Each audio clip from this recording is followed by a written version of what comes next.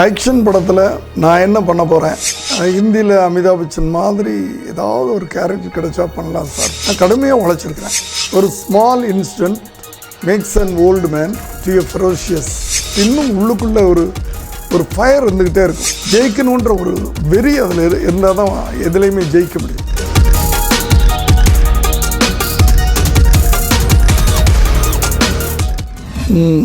நையப்படை தலைப்பே ஒரு ஆக்ஷன் படம்னு சொல்லும்.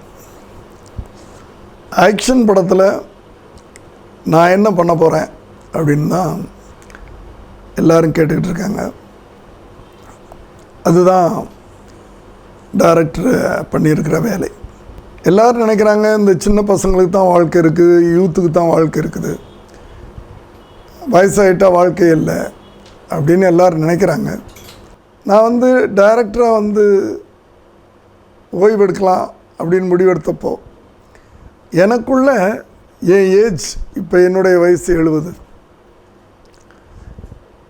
இந்த வயசுக்கு உண்டான ஏதாவது ஒரு கேரக்டர் கிடைச்சா பண்ணலாம் அப்படின்னு ஒரு ஆசை இருந்துக்கிட்டே இருந்துச்சு.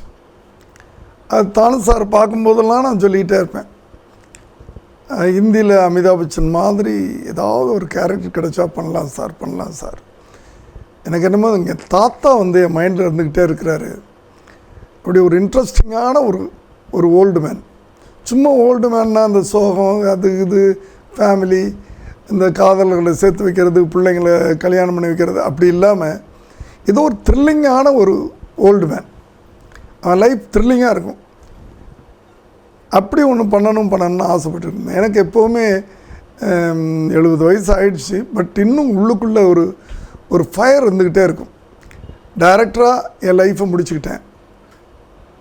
அப்படி ஒரு நிலைமையில் தான் அந்த தம்பி 2-3 கண்டென்ட் என்கிட்ட சொன்னார்.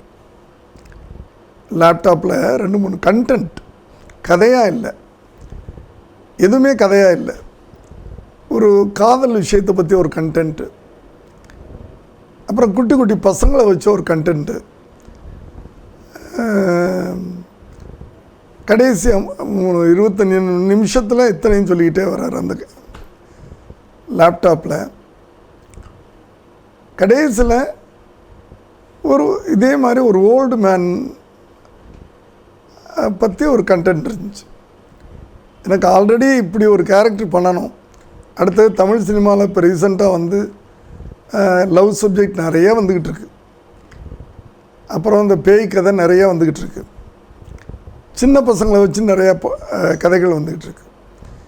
யாரும் ஒரு ஓல்டு மேனை பற்றி ஒரு கதை இது வரைக்கும் யாரும் நினைக்கல. சரி, இந்த பையன் காட்டின அந்த கண்டென்ட் நல்லா இருந்துச்சு. உடனே அந்த பையன்கிட்ட என் தாத்தாவை பற்றி நான் சொன்னேன். என் தாத்தா பண்ண சில இன்சிடென்ட்ஸு, அவர் லைஃப்பில் நிறைய சுவாரஸ்யமான விஷயங்கள், ஒரு அதிரடியான விஷயங்கள் இதெல்லாம் இருக்கும். இதெல்லாம் அந்த தம்பிக்கிட்ட, ஏன்னா அந்த பையன்கிட்ட ஒரு நல்ல டைரக்டர் இருக்கிறாருன்னு நான் கண்டுபிடிச்சிட்டேன். ஒரு 70 படம் நம்ம பண்ணியிருக்கிறோம். ஒரு பையனுடைய அந்த ஒர்க்கை பார்க்கும்போது அந்த பையன்கிட்ட ஒரு நல்ல டேலண்ட் இருக்கிறத நான் புரிஞ்சுக்கிட்டேன். சரி, இப்படியாப்பட்ட ஒரு பையன் மூலமாக நம்ம லான்ச் ஆனோம்னா நல்லாயிருக்கும் அப்படின்னு நினச்சிக்கிட்டு என்னுடைய தாத்தாவை பற்றி நிறைய அந்த பையன்கிட்ட சொல்லி தலையில் ஏற்றி இப்படி ஒரு கதை உருவாச்சு. அதுதான் நையப்படை. கதைப்படி 20 வயசில் மிலிட்ரிக்கு போகிற ஒருத்தன் 60 வயசில் ரிட்டையர்ட் ஆகி திருப்பி வர்றான். கிராமத்தில் யாருமே இல்லை. ஸோ சிட்டியில் செட்டில் ஆகிறான்.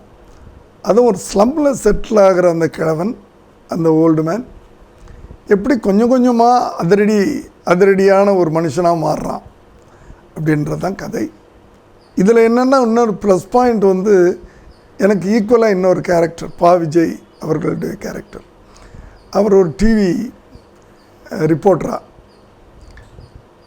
அதான் அவர் சொல்லுவார். அவர் ஒரு இடத்துல ஒரு காட்சியில் சொல்லும்போது, மீடியா பவரும் மிலிட்ரி மூளையும் சேர்ந்தால் எது வேணாலும் பண்ணலாம் அங்கிள் அப்படிம்பார்.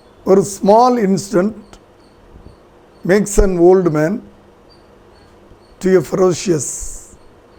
இந்த படத்தில் ப்ளஸ் பாயிண்ட் அப்படின்னு சொல்லும்போது நான் கடவுள் ராஜேந்திரன் அவர் ஒரு பெரிய பவர்ஃபுல்லான கேரக்டரை கோமாளித்தனமாக பண்ணியிருப்பார்.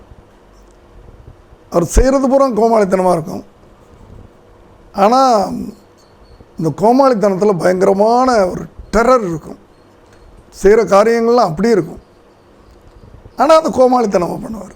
இந்த படத்தில் இன்னொரு ஹீரோ, இப்போ நான் ஒரு ஹீரோ, விஜய் ஒரு ஹீரோன்னு சொன்னால், இன்னொரு ஹீரோன்னு ஒருத்தனை சொல்லணும்னா ஒரு 7 வயசு பையன் ஜாக்சன் ஒரு பையன் நடிச்சிருக்கான். 7 வயசு தான் உண்மையிலேயே அவனுக்கு. படம் பார்த்துட்டு வெளியே வர்றவங்க எங்கள் எல்லாரையும் மறந்துட்டு அந்த பையனை தான் மைண்டில் வச்சுருப்பாங்க. அப்படியாப்பட்ட ஒரு படம் எடுத்திருக்கிறோம். நான் டைரக்டராக எத்தனையோ படங்கள் முடிச்சிட்டேன். என்னென்னமோ எல்லா லாங்குவேஜ்லேயும் என்னால் முடிஞ்ச வரைக்கும் இதை பண்ணிட்டேன். நான் இந்த வயசில் ஒரு லீட் ரோல் பண்ணக்கூடிய ஒரு வாய்ப்பு எனக்கு கிடச்சிருக்கு. நான் கடுமையாக உழைச்சிருக்கிறேன். ஏன்னா என்னுடைய இது எப்படின்னா,